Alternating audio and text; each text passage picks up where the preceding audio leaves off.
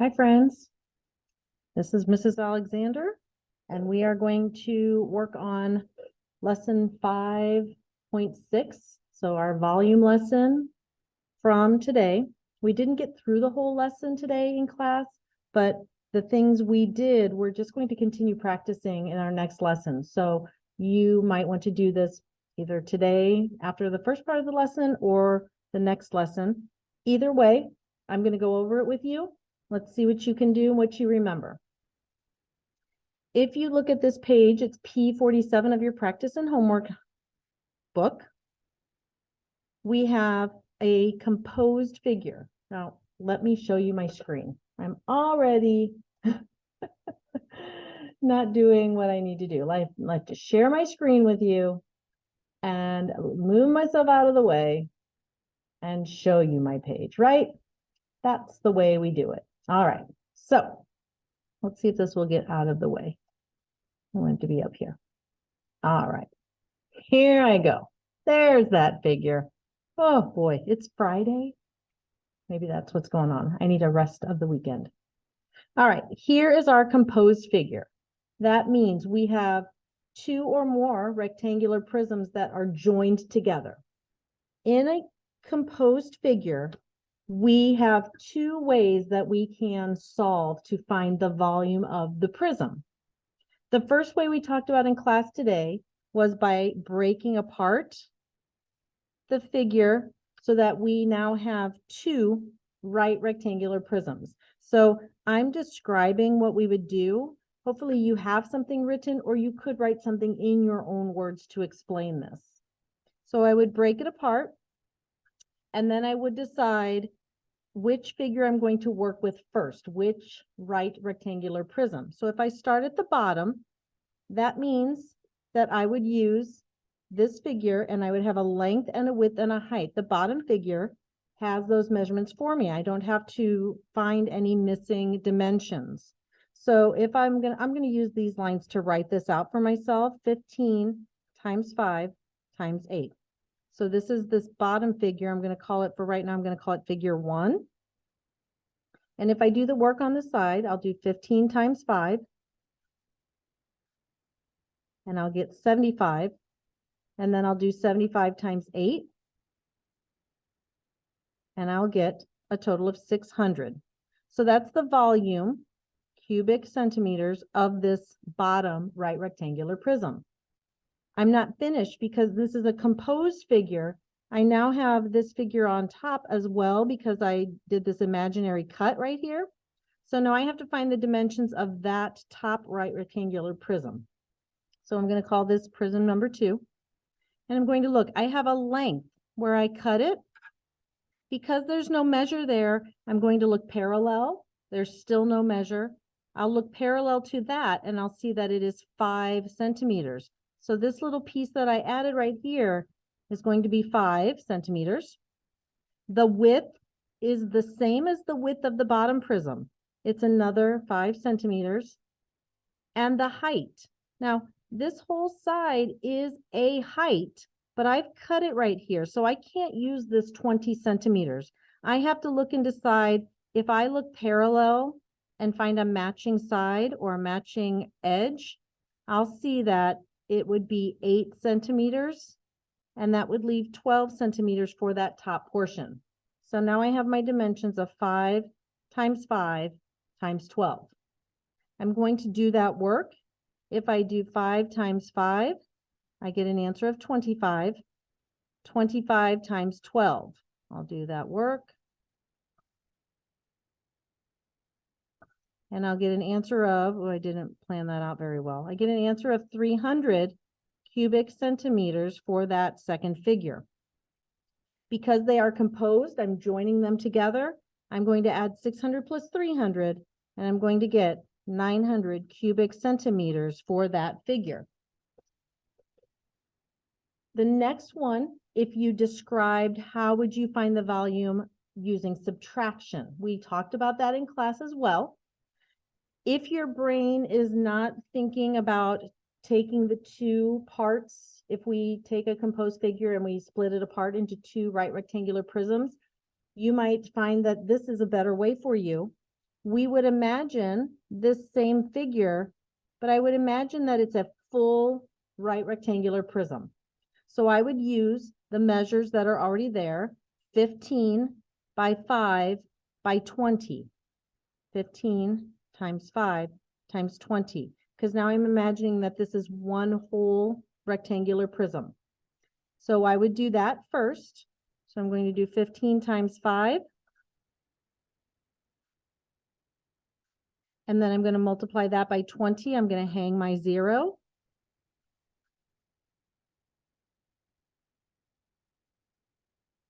And I get 1,500 cubic centimeters.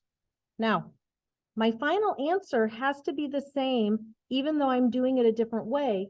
I still need to come out with 900 cubic centimeters. So the process here is, now that I have found the volume of the entire figure, I'm going to get rid of this work so we get it out of the way. I've taken this entire figure, but there's this piece that would have been cut away, right? This piece that's missing. So now I have to find those measurements, and I have to subtract that from the entire prism. So if I look, cutting away, I'm going to have this length, which is part of this 15 centimeters. So I'm going to look, if this part is 5 centimeters, this little part would be 10 centimeters. The width is the same. I still have a width of 5. And now the height is this part right here. So if I look across again, it was 20 centimeters. And if I break it apart right there, I have 8 centimeters and 12 centimeters, as I already found with the last time I did the work for adding. So let's see what happens. I have 10 times 5 is 50.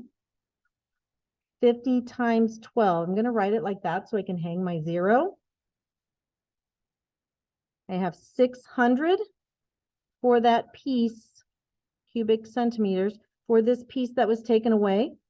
So if I do 1,500 minus 600, I will be left with 900 cubic centimeters. And that matches when I did it the other way. The volume of the figure is 900 cubic centimeters, which could be written 2 ways, right? Or 900 cubic centimeters. All right, so you have to think about which way works best for you. Do you like to find a place to cut this composed figure into 2 right rectangular prisms? Or do you like to imagine it as a full right rectangular prism and then take out the piece that was missing? You have to decide what works best for you. The more you practice, the more you'll know which one works best for you. As I said, I find it best to make an imaginary line and split them, especially in one that looks like this. Looks like a top hat. But let's try. What if we do this one as the subtracting and we'll do this one as the adding? Even if you do them a different way at home on your own, you should get the same answer as me. So for this first one, I'm going to imagine that it's a full right rectangular prism. So it's going to come all the way across and out like this. And I would have a length of 10, a width of 3, and a height of 5. When I do that work, 3 times 5 is 15. 15 times 10, that would be 150. But now I have to figure out what is this piece that was cut out already. So I'm going to look right here for a length and a width and a height. So the length, I can see it's been labeled for me of 6 feet, a width of 3 feet, and a height of, looks like 3 feet as well. So I'm going to do 6 times 3 is 18. 18 times 3 is 54. Now, I have to take this 150, that was the entire prism, and take out the 54. I cannot do 0 minus 4, I'll regroup. I'm going to change that 15 to a 14 right away. And I believe a final answer of 96 cubic feet is what we should get. Right? So even if you did it the way of using addition and breaking them apart, we should still get 96 cubic feet. For number 3, I'm going to split this. I'm going to cut this one right here like this. So that top hat, I'm going to take the top off from the bottom. So I'm going to call the top part figure 1. I'm going to put my dimensions here. I have a length and a width and a height. So this length, I've added this line. If I have 4 on this side and 4 on this side, that's 8 of my total 15, which was my bottom line. So if I take 8, 15, and I subtract that 8, I'll have 7 left for this measurement of this length. I have a width of, let's see if I can find a width. Nothing here parallel. No, oh, nothing here parallel either. Maybe that wasn't a good idea to split that one right there. I can see then also, oh, wait, I found it. I should have gone up. There's my width, 8. Whew, I was worried for a moment, but I found it. And then I have a height right here. It's going to match this height of 6 inches, that parallel line. So I'm going to solve. I'm going to do 7 times 8. That's 56. 56 times 6 is going to give me 336 for figure 1. Figure 2, I'm going to call this figure 2. I have a length of 15. I have a width of, oh, remember I've lost that width for a moment, but if I keep going parallel up these sides, I'll find it. The width is 8, and I have a height of 2. So I'm going to do, I can do 15 times 2 in my head and get 30. And then I can do 30 times 8 and hang that 0. Figure 2, I get a volume of 240. I'm going to add 336 and 240, and I'm going to get 576 cubic inches. All right. Whew. It can be tricky. It's a lot of work. We're going to have to concentrate. It gets a little messy. We're going to have to make sure we keep track of our work. The Math on the Spot video is linked in Google Classroom. See what you can do. Watch that Math on the Spot video going through Clever. All right. On P48, I'm going to do the test prep. If you want to pause and try it and come back, you can, or you can work with me. I'm going to find, let's see, I like to split them up, so I'm going to do that.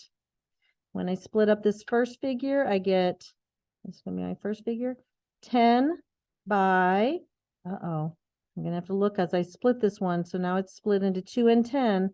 10 by 10 by, that was a length and a width. Here's a height of 3. So 10 times 10 is 100 times 3. My first figure is going to be 300 cubic inches. Looking at this second figure I created, I have a length. This length, I can't see the bottom of it, but it's right there. It is the same length for figure, I'm going to call it figure 2. I'm going to say that is 10. I have a width.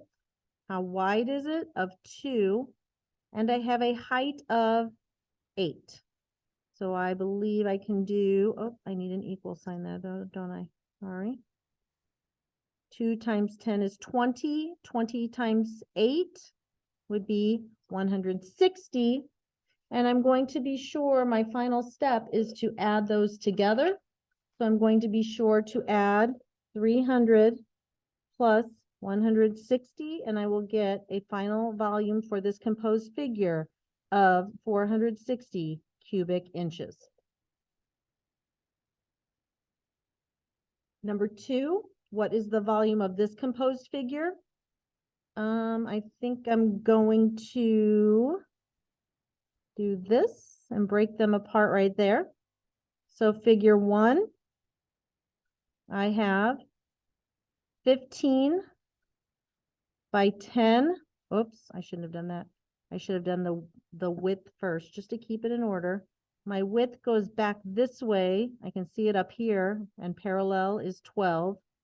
And then my height is 10. So I can do 12 times 10 is 120 times 15. I'm going to hang that 0. Do the work.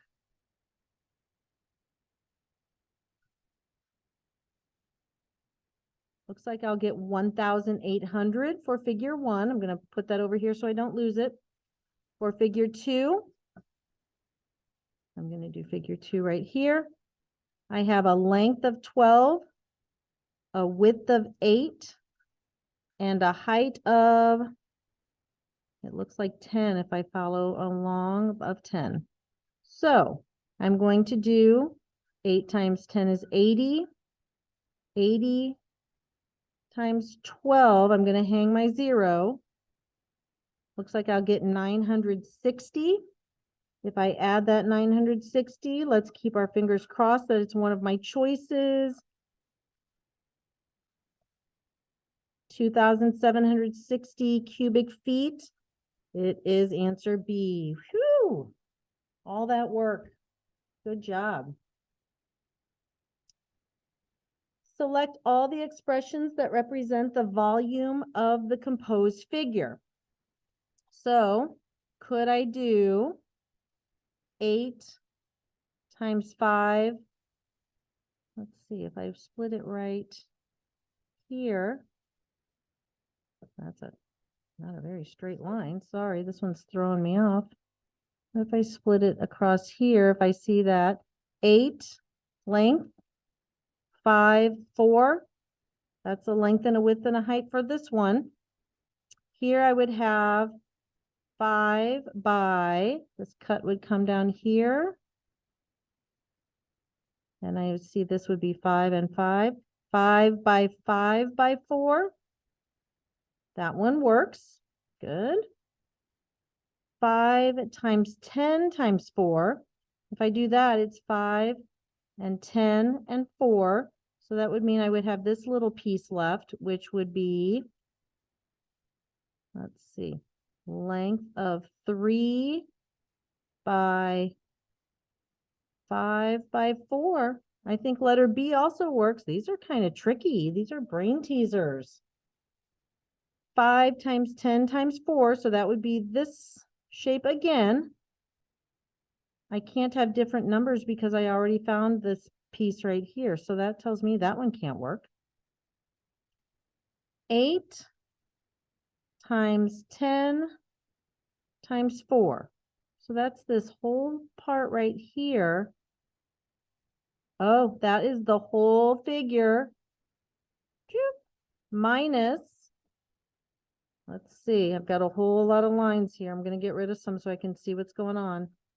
So 8 times 10 times 4 would be the complete figure.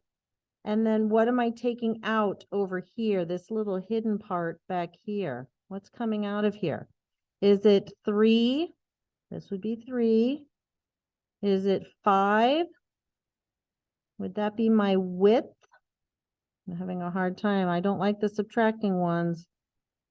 3 by 5 is my width, by 4 is my height. Length and width. How wide is it? Yes, that works. Letter D. Whew. So if letter D worked for that subtracting, letter E can't work because there's only one set of subtracting. All right. There were a couple of ways we could have split it. That's why there are 2 that we can add. There are a couple of ways to split that figure and then add them together. There's only one way to take the whole figure and then take another part out. Oh, goodness. That one was a thinker. Describe how to evaluate this numerical expression. Well, I hope you would say parentheses, exponents, multiply, divide, add, subtract, order of operations. Say what? So when I see this, I see parentheses, but I also see brackets. So I would start in the brackets and then do the parentheses. So 1, start in the brackets. 2, solve in parentheses. Remember, we move inside each time we are in the brackets. We're going to move into the parentheses.